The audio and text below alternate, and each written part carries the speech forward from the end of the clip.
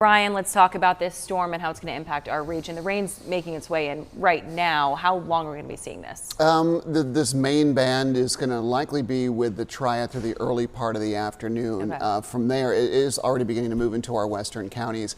Once we get past 1, 2, 3 o'clock, I think this becomes more scattered, but rain is still going to be likely into tonight. So this is a long-term event, and that's why we're concerned about long-term rain totals going forward. You can see that big band. We've been tracking this since it formed kind of over the Wilmington area into parts of the South Carolina low country yesterday. Now it's starting to ease into our area. There's very high rainfall rates. We've seen 1.5 inches of rain per hour in some of those brighter returns that you see here. And this is the areas that came through. It's leaving in its wake just a lot of flash flooding in the area, especially in urban areas, poor drainage areas. Keep in mind these are lower elevations. We've had a lot of rain across the state, so there's not a lot of places for this water to go, and that does raise concerns downstream, so to speak, that we could see some river flooding as all the water drains into the smaller waterways and eventually into the larger rivers moving forward. Flood watch is in place not through tonight but through tomorrow night.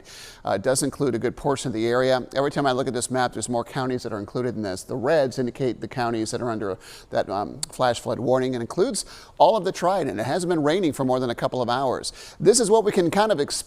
This is where that band came through before. Rainfall totals quite high, especially in that pink and red area where they saw a good 6 to 9 inches of rain there. Should lose a little steam as it moves north, but still some good rainfall totals. And already we're seeing some high rainfall, about 0.3 of an inch already in Greensboro, reporting about 0.8 of an inch in Asheboro, and it continues to spread eastward. We had a few light showers come through earlier. So additional rainfall from here on out.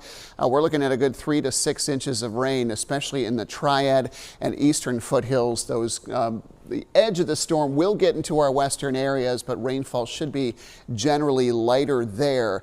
That's our expectation anyway. We're going to monitor the foothills and mountains and see if we need to adjust those rainfall totals, but I think a solid 2 to 4 inches will be possible there. Still some residual flooding, even inland flooding. Portions of South Carolina, the Wilmington area, of course, some storm surge. Had a couple of reported tornadoes. We talked about that earlier. Sampson County, a confirmed tornado on the ground. Tornadoes that occur from these storms tend to be brief. They tend to be far east of the circulation too. This is the main area today, Raleigh area down toward Wilmington, Greenville, Jacksonville, in that more. But notice there is a marginal risk for some of our far eastern areas, the eastern fringe of Alamance County, most of Caswell County under at least a small elevated risk. There's an active tornado watch now and a warning east of Raleigh, Rocky Mount area. That's in place until, it should say, 1 p.m. today. Got a little carried away on the keyboard apparently. No tornado watches here, but we will see some wind. Already winds are starting to pick up. Sustained winds right now, east-northeast at about 5, 15, 20 miles per hour. I have seen some higher gusts. Peak gusts I've seen so far is in Greensboro at 33 miles per hour. I think gusts will peak at 45, likely not until later today. But as these bands come in, they do bring some breezy, gusty conditions with them. So while the rain is coming down steadily, we could see a few decent gusts over there. Forecast wind gusts could occasionally get over 40.